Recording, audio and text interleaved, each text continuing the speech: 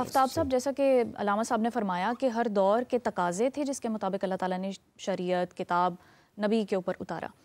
تو اب ہم یہ دیکھتے ہیں کہ قرآن کریم میں اللہ تعالیٰ یہ فرماتا ہے کہ کتابوں پر ایمان لاؤ جو الہامی اور آسمانی کتابیں ہیں. جب وہ دور کے تقاضے اور تھے، جب وہ شریعتیں اور تھیں، اب وہ شریعتیں منسوخ ہو چکی ہیں، تو پھر ان پر ایمان لانے کا کیا مقصد ہے، کیا مطلب ہے؟ بسم اللہ الرحمن الرحیم. اللہم صلی علی سیدنا و مولانا محمد وعلی آلہ وصحبہ وبارک وسلم. بہت شکریہ. سب سے پہلے تو جس طرح زریاب صاحب نے بھی کہا اور حافظ ابو الرحمان صاحب نے بھی کہا، یہ موضوع بڑا اہم ہے اور میں اس بات پہ آپ کو مبارکباد پیش کروں گا کہ آپ نے رمضان المبارک کو علم کے ساتھ جوڑ دیا ہے.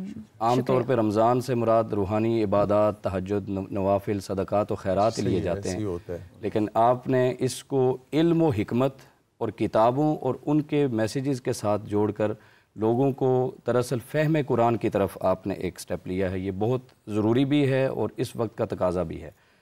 جہاں تک بات ہے الہامی کتابوں کی، تو جیسے قرآن مجید فرقان حمید میں خود اللہ رب العزت نے ایمان کی تعریف میں یہ بات کی، والذین یؤمنون بما انزل الیک وما انزل من قبلک، کہ ایمان والوں کی صفت یہ ہے کہ وہ جو کتاب یعنی قرآن مجید اللہ رب العزت نے حضور نبی کریم صلی اللہ علیہ وسلم پر نازل فرمایا، اس پر بھی ایمان رکھتے ہیں، اور جو آپ سے پہلی کتابیں اور صحائف آئے ان پر بھی ایمان رکھتے ہیں. اب سوال یہ ہے کہ ایمان کس انداز میں اور کس طرح سے رکھنا ہے. تو اس میں یہ بات بڑی کلیئر ہے کہ جیسے قرآن مجید فرقان حمید میں ان کتب سماوی کا یا صحائف کا ذکر آ گیا، آقا دو جہاں صلی اللہ علیہ وسلم کی احادیث مبارکہ سے بھی ان کی سند ثابت ہے. تو ایک مومن کے لیے لازمی ہے کہ ان کا سچا ہونا اور ان کا منزل من اللہ ہونا، اس پر ایمان رکھا جائے کہ وہ واقعی اللہ کا کلام تھا اور اللہ کے سچے انبیاء پہ نازل ہوئیں. اس کو ماننا تو ایمان کا حصہ ہے. مگر آج جو تحریفات و ترمیمات کے بعد ان کی جو موجودہ صورتحال ہے، جیسے ہم اس پہ بات کر چکے، اس کو ایز اٹ از ماننا ہمارے لیے لازم نہیں رہا. اور دوسری بات ہوتی ہے اس کتاب کا پیغام اور اس کا حکم. اب قرآن مجید فرقان حمید کے آنے کے بعد کسی اور کتاب کے حکم اور تعلیم پر عمل کرنا ضروری نہیں رہا. وہ ساری شریعتیں، احکامات منسوخ ہو گئے. اب ایمان کی جو پوزیشن ہے وہ یہ فقط یہ ہے کہ ہم ان کو اللہ کی سچی کتابیں اور اللہ کے سچے انبیاء کے لیے وحی اور کتاب کی حد تک ان پر ایمان رکھیں، اور باقی جو ان کے احکامات اور ان کی موجودہ صورتحال ہے اس سے ہم ایمان کی حد تک بری الذمہ ہیں. اب قرآن مجید فرقان حمید کو آپ دیکھیے، یہ سارا جیسے ابھی بات ہو رہی تھی، حافظ ابو الرحمان صاحب نے بھی بڑی خوبصورت بات کی کہ ہر زمانے کی ایک ضرورت تھی. اللہ رب العزت نے انسان کو پیدا کیا تو ساتھ ہی ایک ڈیوائن گائیڈنس بھی اتاری. بالکل. حضرت آدم علیہ السلام کو بھیجا تو ان کے لیے بھی ہدایت کا نسخہ عطا فرمایا. حضرت ابراہیم علیہ السلام کو صحائف عطا فرمائے، حضرت نوح علیہ السلام کو صحائف عطا فرمائے، حضرت یونس علیہ السلام کو صحائف عطا فرمائے. الغرض جب انبیاء کی اقوام کی ضرورت بڑی تو پھر زبور کی شکل میں، تورات کی شکل میں، انجیل کی شکل میں اور قرآن مجید کی شکل میں پھر کتابیں عطا فرمائیں. انسان ایک ڈیولپمنٹ پروسیس سے گزر رہا تھا.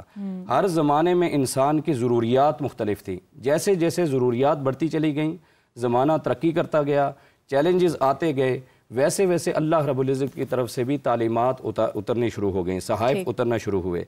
اب آپ دیکھیے کہ کتنا خوبصورت اللہ رب العزت نے انتظام فرمایا کہ جن قوموں کا جیسی ضرورت اور مزاج تھا ان قوموں میں ویسے انبیاء بھی بھیجے اور ویسے ان کو تعلیمات بھی عطا فرمائیں. یہاں تک کہ حضرت عیسیٰ علیہ السلام کے بعد جب نسل انسانی اپنی ترقی اور عروج کی انتہا تک پہنچی تو اللہ رب العزت نے اس کی ہدایت کے لیے خاتم المرسلین نبی کریم صلی اللہ علیہ وسلم جیسی ایک کمپریہنسو شخصیت عطا فرمائی. چیلنجز جب پوری دنیا پہ بڑھ گئے اور انسانیت ایک یوں سمجھ لیں کہ آپس میں کنیکٹڈ ہونے لگی اور انسانی معاشرے تشکیل پانے لگے، اس جو سویلائزیشنز تھی وہ تشکیل پانے لگی، یہاں تک کہ کلیش آف سویلائزیشن شروع ہو گئیں، تو اللہ رب العزت نے اس کے لیے ایک جامع کتاب قرآن مجید فرقان حمید عطا فرمائی اور خود فرما دیا لا رطب ولا یابس الا فی کتاب مبین. یہ ایسی مکمل کتاب ہے کہ آپ خشکی کے اوپر یا تری میں کوئی ایسا مسئلہ اور چیلنج نہیں ہے جو اس کتاب میں موجود نہیں ہے. جیسے نبی آخر الزماں ہر دور کے لیے ہیں، ویسے ہی یہ کتاب قرآن حکیم بھی ہر دور کے لیے. جس طرح ان کو جامعیت عطا فرمائی کہ وہ قیامت تک بلکہ پوری انسانیت، پوری مخلوق کے لیے نبی اور رسول اور ہادی بن کر آئے، ایسے ہی ان کو جو کتاب عطا فرمائی اتنی جامع اور معنی تھی کہ وہ بھی قیامت تک کی انسانیت کے لیے بلکہ ہر مخلوق کے لیے رشد و ہدایت کا سبب بن گیا۔ فائزہ ہمارے ساتھ ایک کالر موجود ہے، ہم ان کی کہاں سے؟ السلام علیکم، شازیہ بات کر رہی ہوں فرام گجرات۔ وعلیکم السلام جی شازیہ بتائیے۔ ہیلو جی میرا سوال زریاب بھائی سے ہے کہ زریاب بھائی یہ بتائیں۔ جی میری آواز آ رہی ہے؟ جی جی شازیہ آ رہی ہے آپ کی آواز۔ ہیلو ہیلو شازیہ آپ سن پا رہی ہیں؟ کوشچن ہے کہ جیسے جی میں بول رہی ہوں۔ جی آ رہی ہے آواز، آپ اپنا سوال کیجئے شازیہ۔ ہیلو جی شازیہ۔ جی سوال یہ ہے کہ جیسے قرآن پاک میں بہت سارے انبیاء کا ذکر ہے لیکن کتابیں جو ہیں وہ 4 الہامی کتابوں کا ذکر ہے، تو اس سے پہلے جو شازیہ آپ کی آواز ٹھیک نہیں آ رہی، ہم آپ سے دوبارہ رابطہ کرنے کی کوشش کریں گے۔ زریاب صاحب جیسا کہ شازیہ ہم آپ سے دوبارہ رابطہ کرنے کی کوشش کریں گے۔ زریاب صاحب آپ ہمیں سن پا رہے ہیں؟ جی علامہ صاحب نے بڑا خوبصورت فرمایا کہ قرآن حکیم جو ہے وہ ہر دور کی کتاب ہے، اللہ تعالیٰ اس کی حفاظت کا ذمہ اٹھاتا ہے، باقی کتابوں کی حفاظت کا ذمہ اللہ تعالیٰ نے کیوں نہیں لیا؟ اچھا یہ خوبصورت سوال ہے، کیونکہ کل بھی میں نے کوشش کی تھی کہ ایک نقطہ نظر میں آپ کو سامنے رکھوں حفاظت کے حوالے سے۔ جو قرآن پاک کی یہ جو آیت ہے یا قرآن پاک کا مکمل قرآن پاک کا جو ایسنس ہے وہ خود اٹ سیلف اس چیز کی گواہی دیتا ہے کہ جب بھی قرآن پاک کے بارے میں یا قرآن پاک کی اندر علمی بحث ہوگی، سوال جنم لیں گے، چاہے وہ اسلام سے باہر کے لوگ اس کو مطالعہ کر کے اس کے اندر سوال جنریٹ کریں یا چاہے مسلمان خود اس کے اندر سوال جنریٹ کریں، تو قرآن پاک اپنی ڈیفنس خود کرتا ہے، یعنی قرآن پاک کا کانٹینٹ اپنی ڈیفنس جانتا ہے۔ اس آیت کا مطلب یہ ہے کہ قرآن پاک کو پتہ ہے، یعنی قرآن پاک میں علم اتنا وسیع ہے اور خدا کا علم ہے کہ وہ اپنے ڈیفنس کا سارا کانٹینٹ اپنے ہی اندر کنٹین کر کے آیا ہے۔ یہ اس کا مطلب، حفاظت کا مطلب یہ ہے۔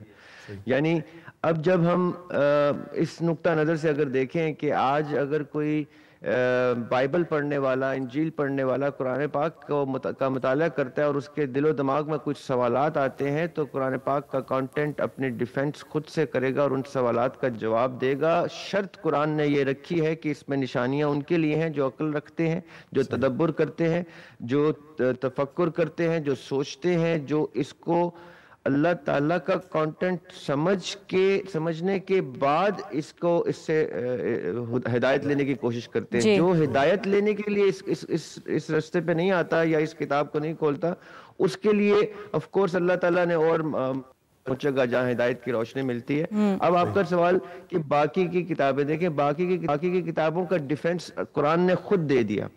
قرآن نے خود جب ان کتابوں کا نام لے کے اس الہام کو الہام کہہ کے، اس کو آسمانی کتاب کہہ کے، اللہ تعالیٰ کا اپنا کلام کہہ کے خالق سے اس کو منسوب کر دیا، تو اس کی حفاظت قرآن کر رہا ہے، اس سارے کانٹینٹ کی حفاظت کر رہا ہے قرآن۔ جب قرآن یہ کہہ رہا ہے کہ کوئی مومن ہی نہیں ہے جب تک وہ ان کی ایگزسٹنس کو تسلیم نہ کر لے۔